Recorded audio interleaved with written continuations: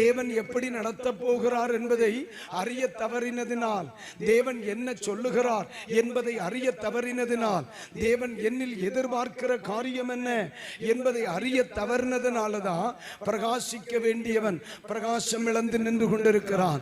பயன்பட வேண்டியவன் பயன்படாமல் நின்று கொண்டிருக்கிறான். ஆளுமை செய்ய வேண்டியவன் அடிமையாய் நின்று கொண்டிருக்கிறான். அதிகாரத்தை பயன்படுத்த வேண்டியவன் அசுத்தாவியினால் பிடிக்கப்பட்டு நின்று கொண்டிருக்கிறான். என்ன காரணம்?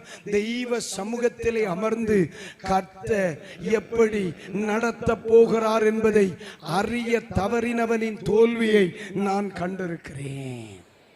அல்லேலூயா. சில நேரங்களில் எல்லாம் எனக்கு தெரியும் என்று நாம் நினைக்கிறோம். நாங்கள் செய்வதெல்லாம் நாம் செய்வதெல்லாம் சரி போல நமக்கு தோன்றுகிறது.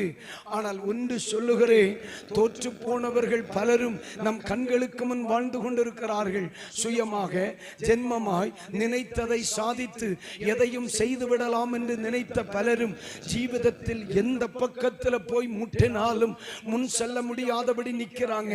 அதனால தான் தாவீது சொல்லுகிறார், இப்பொழுது நான் நல்ல முடிவெடுக்க வேண்டியது என் தேவன் என்னை எப்படி நடத்த போகிறார் என்பதை நான் அறியணும்.